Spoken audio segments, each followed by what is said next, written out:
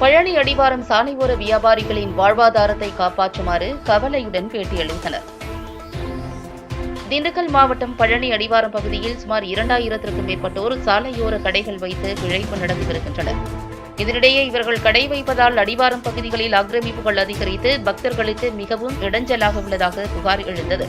மேலும் நகராட்சி மற்றும் தேவஸ்தானம் சார்பில் அவ்வப்போது ஆக்கிரமிப்புகள் அகற்றப்பட்டு வந்த நிலையில் உயர்நீதிமன்றத்தில் சமூக ஆர்வலர் ராதாகிருஷ்ணன் என்பவர் மூலம் வழக்கு தொடரப்பட்டது.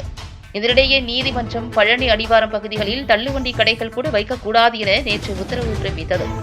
மேலும் ஆக்கிரமிப்புகள் அகற்றப்படுகிறதா என ஆய்வு செய்ய ஓய்வு பெற்ற நீதிபதியின் தலைமையில் குழு ஒன்றையும் அமைத்து நடவடிக்கை எடுக்க வேண்டும் எனவும் உத்தரவிட்டது. முன்னதாக சாலையோர வியாபாரிகள் இதுபற்றி கூறும்பொழுது, அடிவாரம் பகுதியில் 2000க்கும் மேற்பட்ட குடும்பங்கள் பழனி மலையை நம்பி சுமார் 50 வருடங்களுக்கு மேலாக வியாபாரம் செய்து வருகின்றனர்.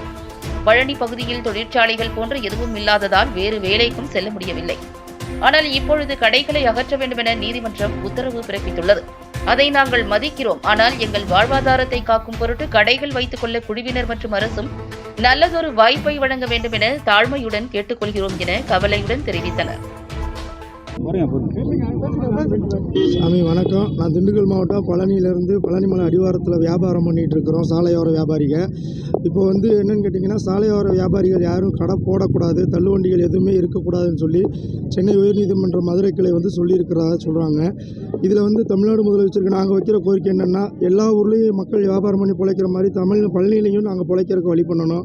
இதே மேல்முறையீட்டுக்குழு மறுபடியும் பரிசீலனை பண்ணி சாலை வியாபாரிகள் வாழ்வாதாரத்தை பாதிக்காமல் நல்லபடியான ஒரு முடிவு சொன்னாங்கன்னா நல்லாயிருக்கும். 2000-3000 குடும்பம் பழனிமலை அடிவாரத்தை நம்பி இருக்குது. வருஷத்தில் 2 மாதம்தான் பழனிமலையில் சுற்றி இருக்கிற வியாபாரிகளுக்கு மக்கள் எல்லாத்துக்கும் நல்ல ஒரு இதேமோ, மற்றபடி இங்கே தொழிற்சாலைகளோ வேலை வெட்டிகளுக்கு போகிறக்கான எந்த எதுவுமே கிடையாது. இங்கே இருக்க சாலையோர வியாபாரிகளோட வாழ்வாதாரத்தையும் எல்லா குடும்பத்தையும் ஒரு கருத்தில் கொண்டு மீண்டும் ஒரு முறை பரிசீலனை பண்ணி நல்ல ஒரு முடிவு கொடுக்கணும்னு வேண்டிக்கிறோம். நன்றி, வணக்கம்.